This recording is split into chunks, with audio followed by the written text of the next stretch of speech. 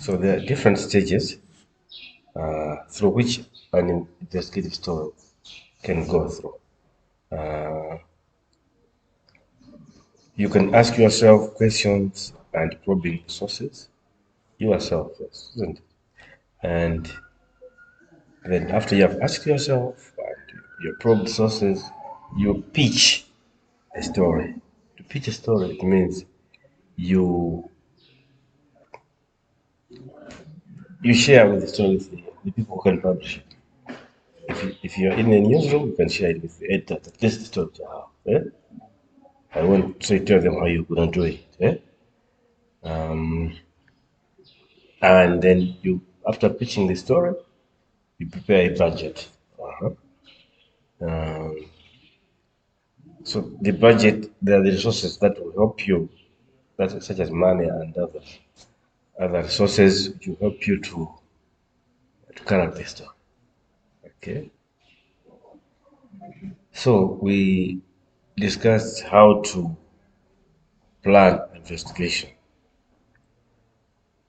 Okay, what we discussed was you cannot start from an idea. You don't normally have an idea. Yeah? That's the starting point. You have an idea. But then you cannot move from that idea straight into investigation. There are other intervening factors that should happen between. Because your idea is just a starting point. Okay? So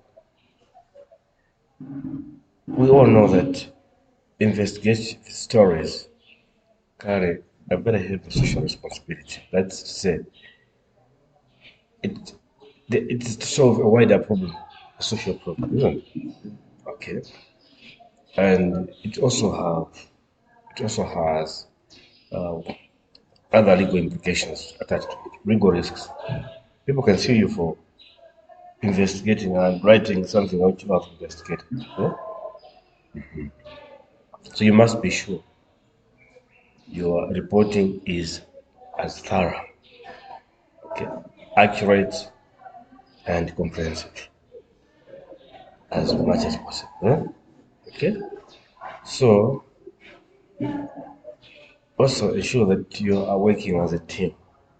You can be the lead, you can be the source of the idea, but you will not achieve as much when you're working with a team. Huh? The people you trust around you. So it requires significant resources. You also need to ensure that there is good communication with colleagues and access to materials needed to carry out the story. Okay? So, what your friends would like to know, your colleagues, others, know where the idea originated is very important because they want to weigh the credibility of the source. Yeah? That will shape the plan. If the idea came from your own observations, you can observe something and that can be an idea to write about. Or from anecdotal evidence, somebody told you that, word of mouth. You need to be sure that these individual experiences really represent a broader trend or issue. Okay. So before you want to strengthen, you should know what has been happening before and why is it important. So these are the issues that we discussed yesterday, and we also discussed that from the idea then you move to hypothesis. Remember what we said hypothesis is?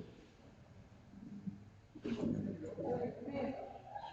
answer that you can predict towards your investigation. So you can prove it or not, isn't it? Yeah. So it's a prediction, eh? You you make it you make it tight, airtight. Make a prediction. And you don't say that is the end of it, but you're going to investigate based on the prediction you have made, eh? All right. And We also discussed how to generate the hypothesis, with a practical example of waterborne disease, the increase of an epidemic about waterborne disease or diseases. Okay. We also discussed the type of sources, such as primary and secondary. Then also further split them into four categories of human paper sources with the web, and we also had the digital sources as well as the crowd sources. Okay. And we also discussed the advantages and disadvantages of each. Okay. Like human, we said it's giving the advantage, we discussed it about what it is. Interviewing does not require high tech technologies. You just need to talk to somebody. But people can change, people can cheat. This is the weakness. Okay. We said today we'll be talking about getting a network of sources. This is still under planning. Okay. Uh-huh. So creating a network of sources that your research may produce complex or even contradictory results about the best sources for your story. Expect something that might happen. And build up a context tree, that is to say, or mind map. We discussed this, remember? We were starting this one, Something. On your mind map, that's when we say mind map, it means something in your brain, isn't it? Draw arrows and connect sources. Yeah? Because if they contradict, you can still find the store, isn't it? Mhm. And also, try to talk to experts, and try to see how the story is flowing. So the way you understand your sources, uh, draw other kinds of connections. For example, what is it? What? Somebody can say something different from this one. It's still a story, isn't it? But in the end, you may find they are somewhere when you analyze your data, they agree. Or there's a central point that they all refer to. Okay. So while one can easily get frustrated, it's very frustrating. Yes. It is important to stay focused on the subject and remain guided by the core role of journalism, serving as the watchdog of society and offering a voice to the voiceless. So we have here Mark Hunter and Luke Sanchez. They provided the following hints on effective data mapping and keeping story information organized. Number one, eh, create a chronology that describes events like dates, places, who was there, what was said, what was done. Keep this information in a consistent format so you can instantly find facts you need. Okay, so the chronological order. Number two, create a list of sources with their contact details. and keep this information secure.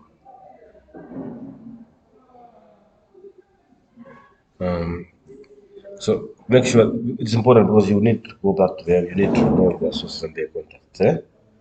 Or somebody wants to follow what was the paper trail of what you did, should be able to do that. Number three, create a to-do list of people who might know something. A to-do list. A to-do list of people who might know something about the project and whom you still need to contact with their details.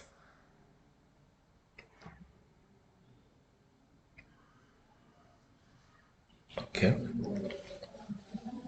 Number four, draw up diagrams of the relationship between the various people involved.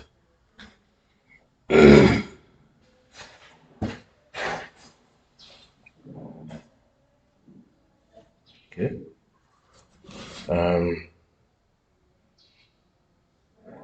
Make a list of key documents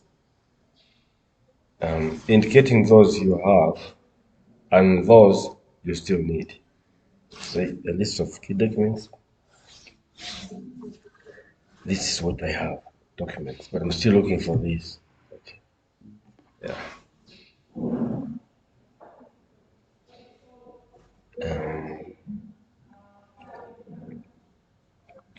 Index your documents, and if you work with a computer, create hypertext links to full electronic versions.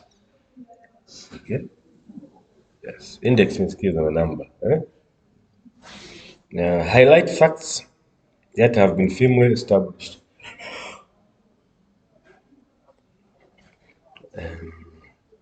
Then note the status of other information you have. Note the status of other information you have. What kind of information do I have? Okay. And always keep a notebook with you to jot down ideas. Somebody says, or would say, this time of digital information, what's a notebook for? It's important, so you can put in your digital format, you can put in the cloud, but you can also put down. Okay. Okay. Adequacy of proof. You question yourself: have I adequately proved or proven that the story I'm chasing is credible, is true? Okay. So once you have listed like the sources for the evidence you need, you have to decide what will count as proof for your hypothesis or an adequate answer for your question. How do you do that?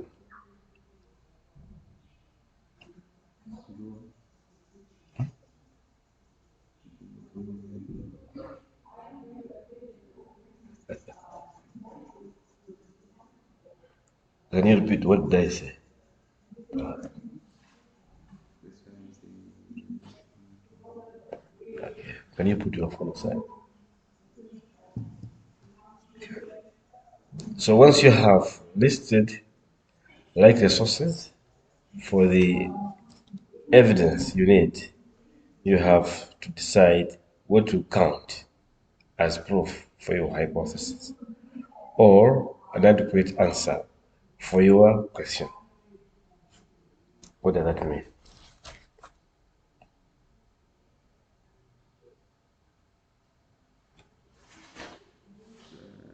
see. But what means that how do I know that what I've asked, what do I say is evidence to prove this one, okay? And how much of that evidence will be required, okay? And how do I know that this evidence is irrelevant? This one is irrelevant, okay? Yes. So you ask yourself, will it be enough to prove that like in the water quantities, that the water plant now does fewer quality checks than it used to do? Okay. So like you have a water plant, water tank, isn't it? How often that been checked? Okay. And how supposed to be checked? It's supposed to be checked every week, but it's been checked once in a month. Could that be the reason? Is that enough? Okay. So the best investigative reporters do not only assemble evidence that supports the hypothesis, but also evidence that contradicts it. Okay. You don't only look for what supports what you think, but something that contradicts it. Okay.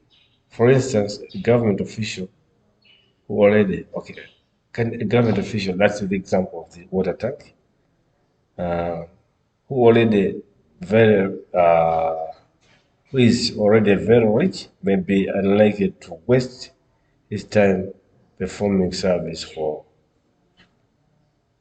let's say, $1,000 bribe. So, considering what I mean is somebody can bribe somebody, isn't it? Somebody, if you give a vendor or a beggar 50 what, you'll be very happy.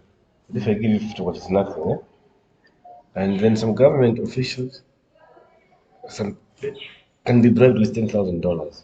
Others will say it's a waste of time. Why should some? Okay, okay. So here we're talking about maybe it was bribe involved. Yeah. Okay. So keep questioning yourself uh, at various stages about reliable and complete evidence, types of sources, number of sources, and what could be in, invalid or disapprove your evidence. So which places of evidence? So you're talking about how you come up with the evidence. Keep asking yourself. Okay? Yeah.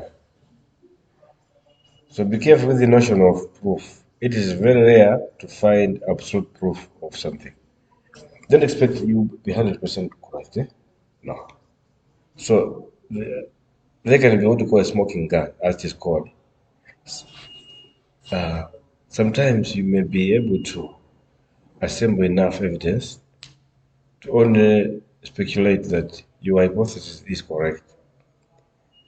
有粉 CVTMM 来电，你是接听，挂断还是忽略？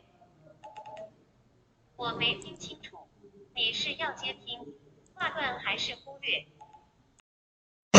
Now let's move to methodology.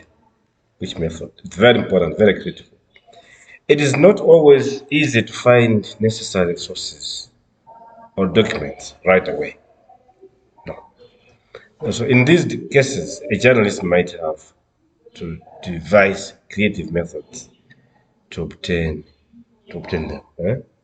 So we tend to associate methodology with academic activities, but it simply means the approach that you will use to carry out your research.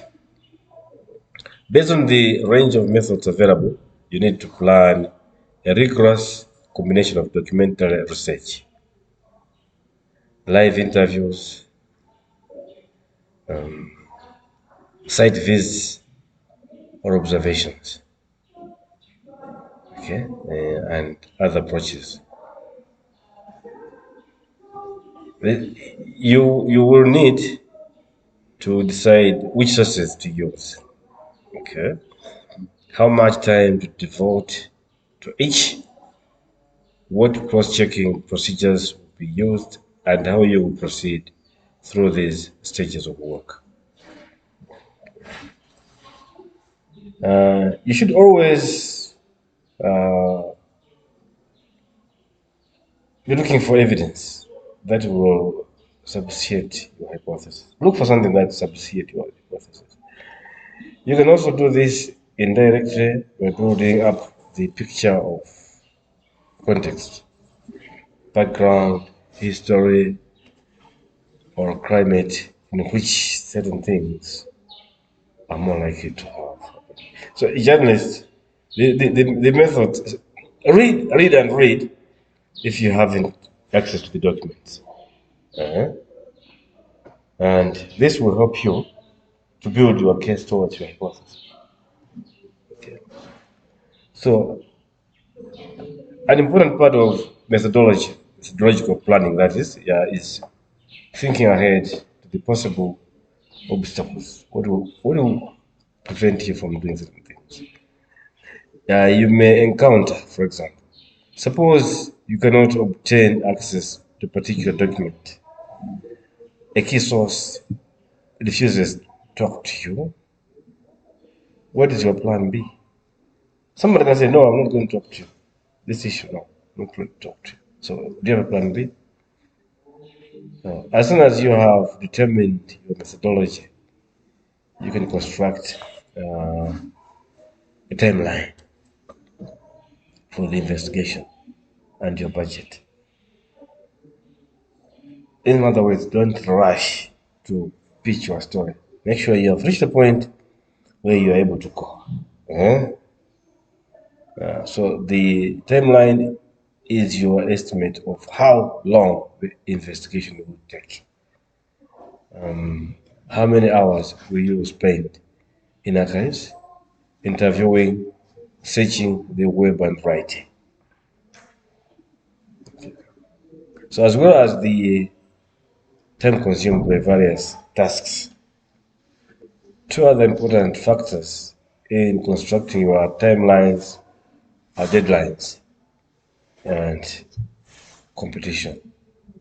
Okay, what I mean here is when you're in a newspaper or in a radio or TV, you're not the only one doing it. Your friends are also doing it. Let's say you're at Zodiac, they're also looking at the MBC. Eh? They're looking, you're at Zodiac TV, maybe they're also looking at MBC TV, isn't it? So you're in a competition where you're fighting for the same audience. Okay? So you cannot be doing an investigation forever. They need your contribution today. You're always under pressure to complete. Okay? So, um, if on the other hand you are pitching the story to an editor, work from your starting point so that your pitch indicates the date your story will be ready. So negotiation is usually part of this process, but if you have worked on a timeline, you'll be able to negotiate the time you need. Okay. So when you go to the editor, they'll be waiting for that story. Eh? Give them time. This story will finish. This is January or this is February. From February, it will take me up to April to complete this story. Eh? Because you're looking at an availability of resources, those who you planned you are going to meet, but now they're developing cold feet. They're not interested to because of maybe they're afraid of the implications. So if the story concerns a hot topic of public concern, it is possible that competing media are also chasing it.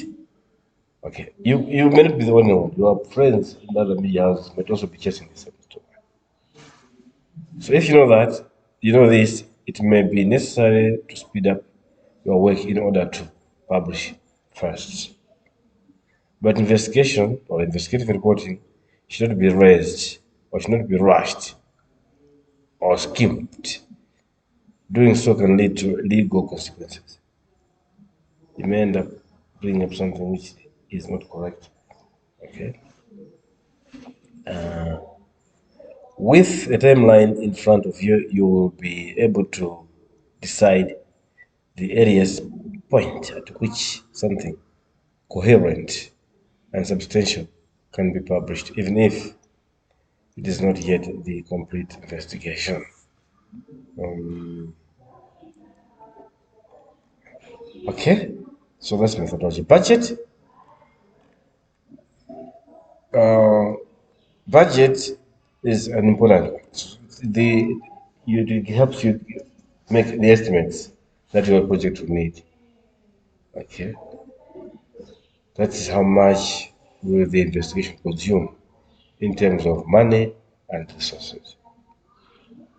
Elements to consider when putting your budget together include travel costs, you'll be able to travel, accommodation, and meals. You might also need to provide hospitality for your sources, meaning you have invited your sources, maybe they need a beer, buy them a beer. Yeah, they need something. Yeah. Fees for expert advice. Yes. Yeah. Even fees for expert advisors, those who give you an expert advice, you give them fees. Yeah. Yeah. And translators if it's in different language. Yeah. Transcribers or service provider, those who transcribe, changing from voice to word. Yeah. Yeah. Fees for conducting archive or record searches or getting uh, other costs, that is right, of documents and communication costs, such as phones, okay, internet, and photographic costs. So, if you're working in a lean or a team, also think about heads, e.g., project manager, workshops, and trips that will need to be included in your budget. So it's only 100,000 budget. It means the budget will go in millions. But the media houses might not have that one. So you'll be doing it using the little resources, the few available, and you may not end up doing a good job. Okay. So for many small media organizations in developing nations, budgets are tight. That's it now. So the kind of investigation or investment major US, for example, papers make in investigative projects would be enough to keep the whole newspaper running for a year. So just one budget for an investigative story in the US. In Malawi, it is a budget that is equivalent to running your newspaper the whole year. Okay. So in these circumstances, you need to be creative. Okay, about identifying other sources of support. So a good starting point is international donor organizations. Okay, sometimes they have areas of interest that coincide with your investigative or investigation. However, beware of donors who push towards their own priority issues. So you can go to the EU, they can help you to do an investigative story, maybe on, let's say, AIP, Affordable Input Input Program, fertilizers, and your interest would be perhaps the fertilizer is disputed on political lines, and you find that the majority of beneficiaries maybe are today are MCP. During DPP, the beneficiaries were DPP. Okay, you want to show that, and but you got the donors and you want to see to help. They say no. Our interest is to see how much government is spending on the IP on which suppliers. It's different now. Okay. So you can go for donor help, yeah, but be careful of what their interests as well. So if they are not the same as your own, do not waste time on donors that will not support you. Another possibility is crowdfunding. that is fundraising money for general journalistic projects or publications working in the investigative journalism sector. So has become more popular, but also more difficult. Okay? That's to say, you can go out there and fundraise that you're looking for money to do investigation. That's general. Okay? Uh, so you can find this on the net. So most journalists agree that it is not a good idea to pay sources if somebody's telling you for you to give them money. So the lure of payment can encourage sources to tell lies and exaggerate. Just because you have given somebody money to tell a story, they will lie to you. To please you, they know what you're looking for. They will, okay. So even worse, payment can be used later to retract or discredit the evidence when a source claims that they only provide information because they were offered money. So somebody can go and change it. I was given money, that's why I said this. If he's given money, they get this other person, isn't it? Okay. Yeah, somebody has bribed the person. You have given the money, the source has given you the truth, not the truth, or it could be the truth or not, or lies. And then there is now a litigation, or there is a legal challenge to that, right? The other party. And the source, or there is nothing like that, or they just say, oh, this is the source. They also go with some money, the counter offer. The source will come back to say, no, I said this because I was given money. Even now, when he's been given money, we're not revealing the other money has just been given. We'll be revealing the money he or she got to reveal what is in the story. You see that, eh? Yeah. Okay. So, but there are exceptional cases or circumstances. A paper may compensate a source for working time lost when giving an interview or for travel or other costs. But even here, it is important that both parties are clear what the payment is for and to pay a low normal rate for the expense. Remind sources that they are not doing you or your paper a personal favor. They provide information. Rather, they are helping an affected community or society at large. So you can pay them for transport. Yes? This is your transport you have spent. This is the time you should have been doing your own things, but you are with me here. Get this. Something long. But explain to them that this is not a payment. You know, you're not making giving me a favor, but that's a favor. It goes to the whole community that's affected by this issue. Okay? So bribing an official to take access or to gain access is also disreputable. But in some communities, officials have developed a culture of demanding small favors, e.g., Dash school officials have developed a culture of demanding small favors, e.g., Dash school drink for doing anything, including opening their offices in the morning. In such climates, you may be able to work without offering the wheels of official or officialdom. Okay, what means that I've opened office will open at half seven, but look, we are here at 6 o'clock. So can you do me something for a drink? They will ask. Or we knock off at 4:30, but we are here. This is half six, 2 hours after knock off time. Give me something. Yeah. Okay. So yet you risk compromising your whole investigation through the trivial payments. However small and routine they are still considered as bribes if the official reveals to his bosses or rival media that you paid them.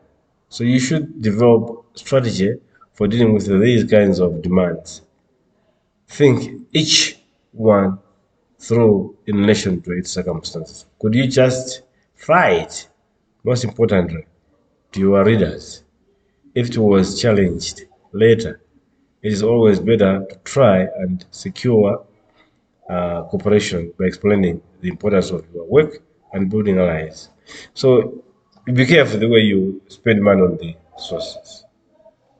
Okay.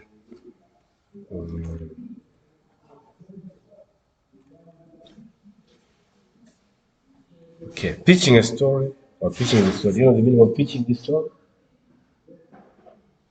You said telling your others information about your Yes. story will cover. Okay. That's right. Or your story is ready now. You're going to the editor. Say, basically my story, isn't it? Um, so if your publication or station has assigned you a story, all the planning just described is the first stage of your investigative process. But if you are a freelance journalist now, the planning provides the information you need to create a really convincing pitch of an editor. A pitch is a short presentation that explains what the story is about and attempts to persuade the editor to run it. Okay? So it needs to contain the following elements. So a pitch is about writing something, telling the editor what you want to write. But you are a freelance. You know a freelance? Free plus. Yeah. No. Freelance, you're not employed by any media house. You're working. Okay. Okay? Okay, so you are talking about a revised story outline, why the story is right for this particular paper or readership. Okay? A brief account of approach and methodology, timeline, and the budget. This is what uh, the pitching contains. A pitch has contained this. Okay. Some media outlets will also expect you to be able to contribute to discussion of how the publication should present the story. Pictures, graphics, etc. So while others have such issues to editors and leave such issues to editors and designers. And then they will ask you, what kind of pictures can we use? Eh? Any graphics? But sometimes they will just say, okay, write the story. They will decide there on their own. Eh? So in any case, bear in mind that the publication might not like your story. So for this reason, it's important to pitch only the most essential information and avoid presenting milestone findings, so you will be able to pitch your story in another news. They may not like it, so don't reveal everything, because you can give them a clue of what the stories are about. So don't, okay?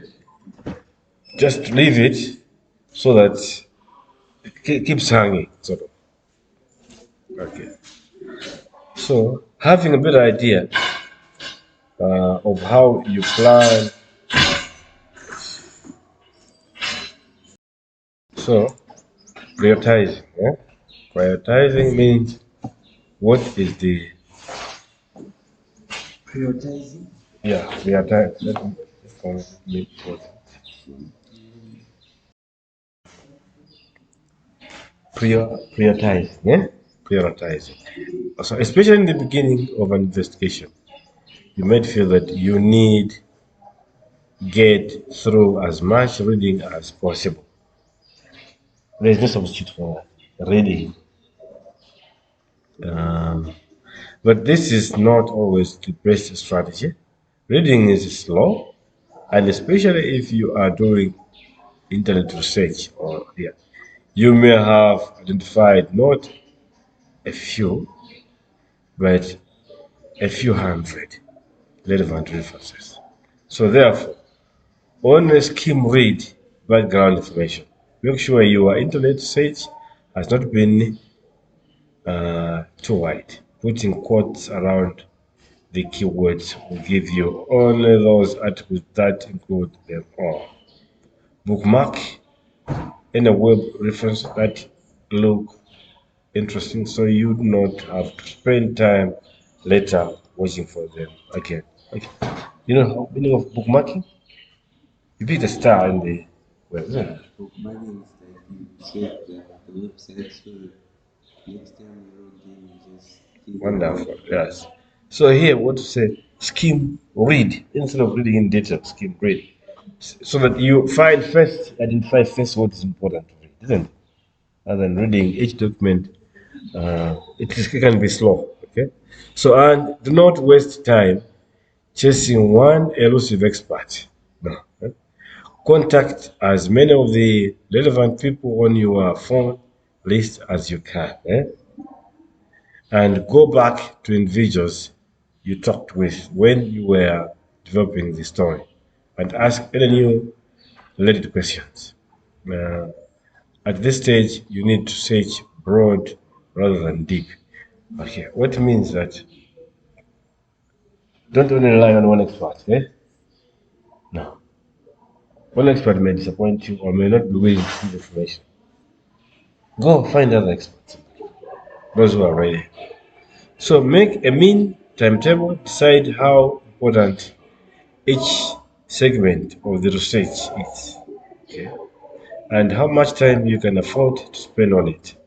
Never waste extra time uh, chasing up just one elusive person, document, or figure. Find another way to get what you need. Yeah.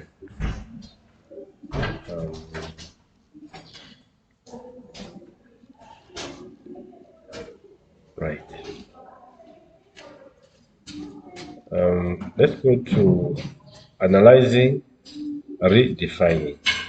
So what we mean here is that you have collected the data, now you need to analyze and redefine. So you have killed the background. This is about analysis or analyzing and redefining. So you have skimmed the background research and have had a number of very interesting phone interviews. And you have visited the district, okay, we're talking about the Kola thing, and seen the situation for yourself. Unfortunately, your hypothesis has changed. Never be afraid to refine or define your story in light of new information. Don't say just because you plan something and it's changed, and then you have to be afraid or feel ashamed or feel you don't know. No. Um, uh, Flexibility is one of the most important principles in conducting a good investigation. Do not cling rigidly to your original idea and try to force the new facts to fit it. No. After this background, after this background has been established, next it is time to deepen your research and discard what is irrelevant. So it can hurt really, to work you, to discard work you have done. You just have toiled for nothing, yeah? But you have discarded that. But you must file old notes as they may prove useful for a future story. Look for meaningful official comments and retrace your steps to the most interesting sources and references. What you are looking for is concrete, specific evidence to replace abstract assumptions. So, and here is where you will deepen your understanding of the subject. You do not want to hit or to be hit with a legal suit. If you start cheating now, expect you've been caught. Forget anything you cannot verify. Look for conflicting points in your note. Can they be reconciled? And what do your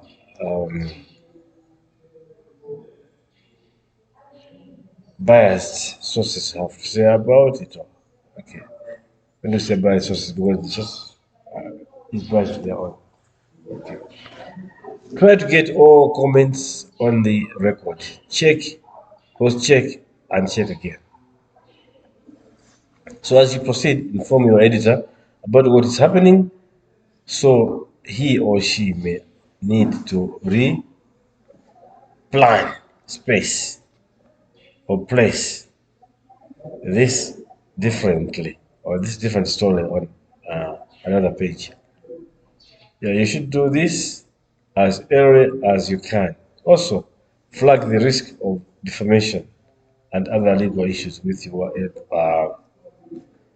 editor to protect you both.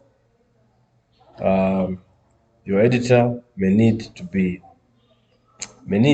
forward the finished story to lawyer for advice. What it means is that you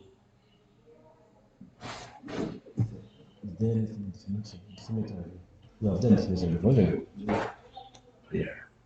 Is there anything you think can attract a lawsuit? You can take that story and give it to the lawyer to check. Okay. Okay. Then we have the last topic on the planning. That is, we have how to build a team. So if you decided to investigate a story as a team, there are additional necessary steps that need to be planned. The first is to decide on a project manager. Project manager story. We just see stories in the newspaper on radio, but these are from teams. Okay, so this person will be extremely important element because he or she has to ensure sufficient and relevant input from all team members and has to be or has to assemble it all together. So the second step is to initiate a workshop where the whole team can brainstorm subject matter and emerge with clear to-do lists. Okay. You should also decide on a format for this process. That is the format for the process of doing this. Number one is how to troubleshoot when necessary. Input does not materialize. Troubleshoot just cause something to happen. Right? That can't happen. When and how do the team members liaise together? And when and how often again does the project manager liaise? When and how often does the project manager liaise? And what is the editing, revising, feedback, and correcting process at every stage of the investigation process? Yes. How to get everyone to agree on the final results? Which cost will be refunded?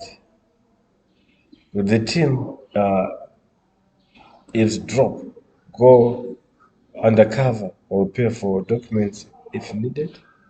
Eavesdrop, listening, still through it, or going undercover. I'll give you an example yesterday. Remember? What was that? Did you know? An example was undercover. Like,